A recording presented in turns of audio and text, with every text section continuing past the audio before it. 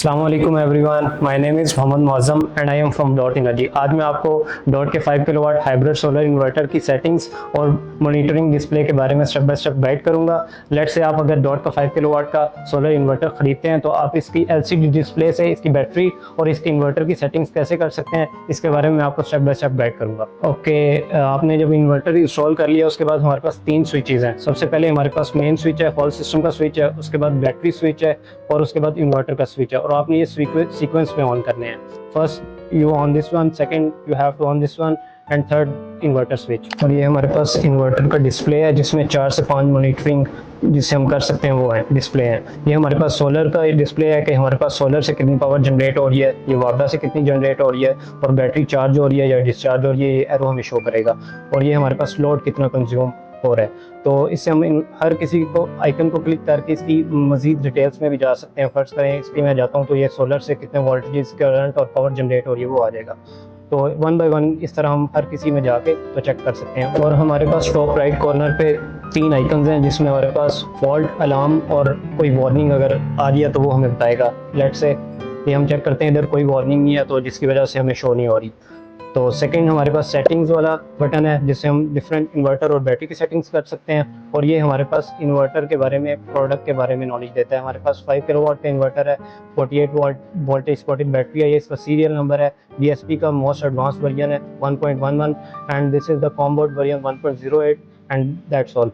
ये हमारे पास सेटिंग का आइकन है जिसे हम क्लिक करके हमारे पास 2 सेटिंग्स हैं। हमारे पास इन्वर्टर की सेटिंग है और बैटरी की सेटिंग है। सबसे पहले हम इन्वर्टर की सेटिंग्स को चेक कर लेते हैं। इन्वर्टर की सेटिंग्स में हमारे पास overload, over temperature, overload switch to bypass वाले 2 से 3 फीचर्स हैं जिसमें हमारे पास लेट से लोड इंक्रीज हो जाता है तो इन्वर्टर अगर बंद होता है तो आप लोड को ही बंद करते हैं तो ये खुद ही ऑटो रिस्टार्ट हो जाएगा।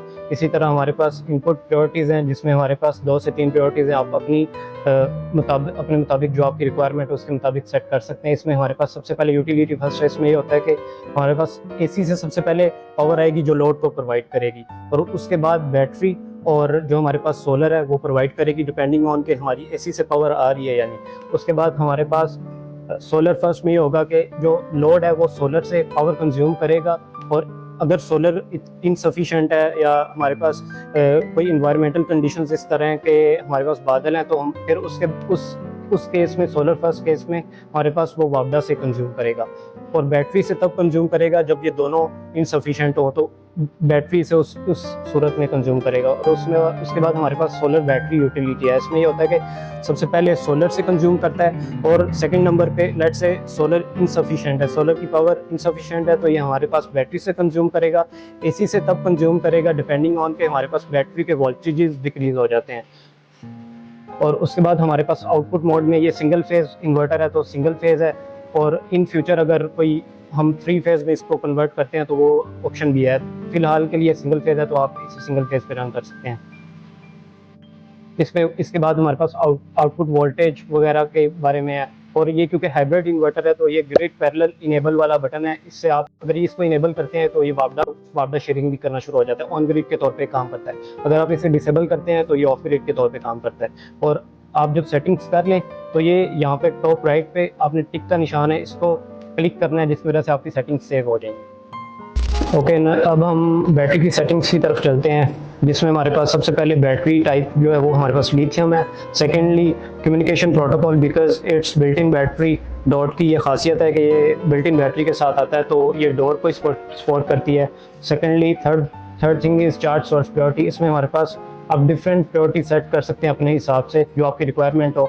सबसे पहले हमारे पास सोलर फर्स्ट मीन्स के जो बैटरी चार्ज होगी वो आपकी सोलर पावर से चार्ज होगी डिपेंडिंग ऑन कि अगर आपकी सोलर पावर इनसफिशिएंट है तो वो फिर आपकी एसी के साथ मिलकर बैटरी को चार्ज करेगी। Second one is solar and utility. ये दोनों सोलर और एसी अगर दोनों अवेलेबल होंगी तो साइमल्टेनियसली मिलके हमारी बैटरी को चार्ज करेंगी डिपेंडिंग ऑन के दोनों अवेलेबल होनी चाहिए। Third one is solar only. ये इसमें यह है कि एसी अवेलेबल हो, एसी पावर अवेलेबल हो या ना हो, वापडा आई मीन एसी मीन्स वापडा। सो अगर ये अवेलेबल हो या ना हो डिपेंडिंग ऑन तो ये सिर्फ सोलर पे ही बैटरी चार्ज होगी। Second third fourth point is maximum total charge current, ये डिपेंड करता है कि हमारी बैटरी कितनी जल्दी चार्ज होगी। ये बेसिकली सी रेटिंग का इससे कॉन्सेप्ट होता है। आप सी रेटिंग को मल्टीप्लाई बाय चार्जिंग कैपेसिटी जो होती है बैटरी को, उससे मल्टीप्लाई करते हैं तो ये करंट हमारे पास आ जाता है। 50 एम्पेयर्स मीन्स 0.5 सी।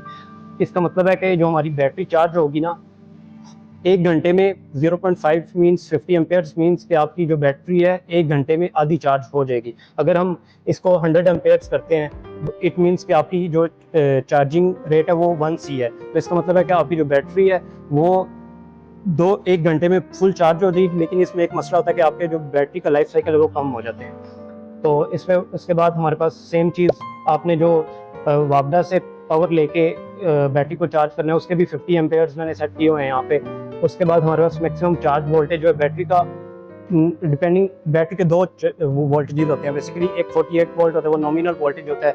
ये होता है कि आप फर्ज करें आपकी बैटरी फुल चार्ज है तो ये 57 वोल्ट तक मैक्सिमम इसे चार्ज कर सकती है। इससे ज़्यादा आप चार्ज नहीं कर सकते, वो इम्बैलेंसिंग वगैरह हो जाती है, उसमें बहुत सारे मसले होते हैं। और ये होता है फ्लोट चार्ज वोल्टेज, बेसिकली होता है कि आप अपनी बैटरी की सिक्योरिटी के लिए यूज़ करते हैं। इसको आपने यहाँ पे 57 सेट किया हुआ है, आप मोस्टली इसको मैक्सिमम चार्ज जो वोल्टेज होता है उससे कम रखते हैं, तो इसे आप अपने लिहाज से सेट कर सकते हैं। उसके बाद हमारे पास डिस्चार्ज स्टॉप एसओसी ये है कि 20% यहाँ पे सेट की हुई है। इसका मतलब ये है कि आपकी बैटरी जब 20% तक डिस्चार्ज हो जाएगी उसके बाद ये डिस्चार्ज नहीं होगी, उसके बाद डिस्कनेक्ट हो जाएगी, किसी और सोर्स पे शिफ्ट हो जाएगी। उसके बाद चार्ज स्टॉप एसओसी ये है कि आपकी बैटरी जो 97% तक चार्ज होगी और इसके बाद चार्ज नहीं होगी। ये बेसिकली ये इस वजह से होता है कि आपकी बैटरी का लाइफ साइकिल हमेशा सही रहे और आपकी बैटरी की लाइफ इंक्रीज होती रहे। इसलिए हम ये इसको आप 100 पे भी सेट कर सकते हैं, लेकिन मोस्टली 97 और जो डिस्चार्ज स्टॉप एसओसी वो 20 पे आप सेट करते हैं। और इसके बाद हमारे पास जो रीस्टार्ट एसओसी है ये आप 25 और 97 के दरमियान में कहीं भी सेट कर सकते हैं। इसका मतलब ये है कि फर्ज करें आपकी 20% पे स्टॉप होती है और जब इस परसेंटेज पे पहुंचेगी, आप इसे लेट से 25% डिफॉल्ट इसकी 25% रखते हैं तो ये 25% से दोबारा चार्ज होना स्टार्ट हो जाती है। और इसके बाद हमारे पास ये अलार्म वाला, बैटरी में अगर कोई इश्यूज आते हैं, ओवर वोल्टेज हो जाती है, ओवर डिस्चार्ज हो जाती है, तो ये हमारे पास जो अलार्म है ये इनेबल किया हुआ है। यहाँ से हम इसको इनेबल या डिसेबल कर सकते हैं, जो भी आपकी रिक्वायरमेंट हो depending on that. So after setting all this, you have to click this tick icon to save the settings. That's all. Okay जब आपने इन्वर्टर और बैटरी की प्रायोरिटी सेट करनी है तो सबसे इम्पोर्टेंट चीज़ आपने जो जहन में रखनी है वो ये कि आपने लेट से मैंने ये यूटिलिटी से चेंज करके सोलर पे किया ना, तो इसे मैं आइकन को क्लिक करता हूँ तो ये सेव नहीं होगी सेटिंग, ये उसी वापस जो पहले थी उस पर शिफ्ट हो जाएगी। उसके लिए सबसे इम्पोर्टेंट चीज़ ये है कि आपने सबसे पहले इन्वर्टर के स्विच को ऑफ करने फ्यू सेकेंड्स के लिए जो भी सेटिंग करनी है उसमें जाना है, आइकन को क्लिक करना है और उसके बाद इन्वर्टर को दोबारा ऑन कर देना है, तो ये आपकी सेटिंग सेव हो जाएगी। Okay that was all from my side. मैंने आपको बैटरी और इन्वर्टर की सेटिंग्स के बारे में बताया और मॉनिटरिंग डिस्प्ले के बारे में बताया।